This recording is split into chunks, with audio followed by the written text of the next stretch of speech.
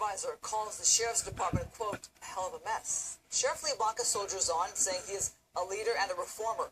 Liz Schumann is here with one example of how the sheriff might actually make that claim in the jails. That's right. That's right. Sheriff Baca says his goal is for every inmate to come out of his jail system a better person than when they went in. Certainly an ambitious goal. Today, our cameras will allow a rare look inside a high-security county jail to see just how the sheriff's department is trying to accomplish that. With pomp and circumstance, they marched into the room in their black caps and gowns. The class of 2013, ready to receive their diplomas. But this was hardly a high school auditorium, and these are not teenagers. Most are prison inmates serving their time in LA County jails, where they took algebra, history, English, and other classes so they could graduate from high school under an 18-month-old program called Education-Based Incarceration. When I first came to jail, I didn't think that anything like this even existed. Daniel Duplichan, at 39, is finishing up a 3-year sentence for drug possession.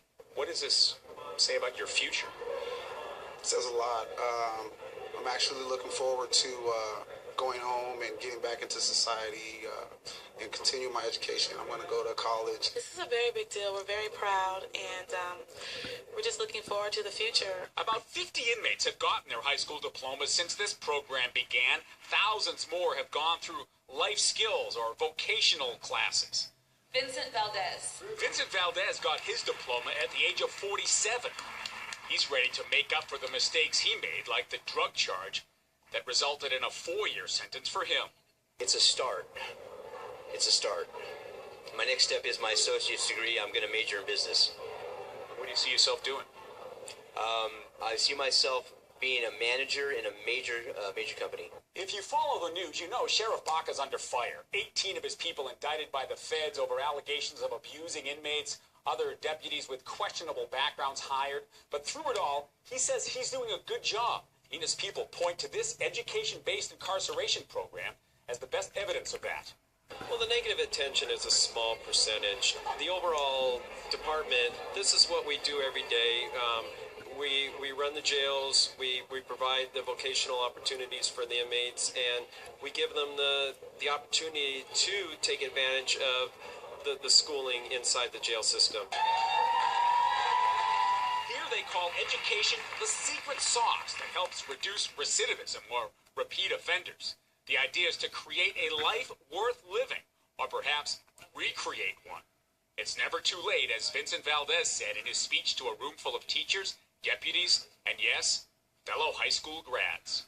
Through my own perseverance, I have been rewarded with values, ethics, self-esteem, responsibility that was definitely lacking in my life. By the way, the sheriff himself wasn't there today, though. He's been at virtually every other graduation. Something came up, as they say. So the question, does this positive program outweigh the controversial issues the sheriff's people are accused of? Well, that certainly depends on your perspective, but Sheriff Baca likes to talk about that education-based incarceration program as evidence of the Sheriff's Department doing a great job. You know, I have covered that program as well. We covered the refurbishing of eyeglasses for the Rotary Club being sent out across the country and around the world. He really has created an innovative model program for the jails. Yeah, other cities and counties are looking at it, yeah. You have to have education for inmates by law, right, but the quality and the scope of it can vary greatly. All right, Phil, thanks so much for that.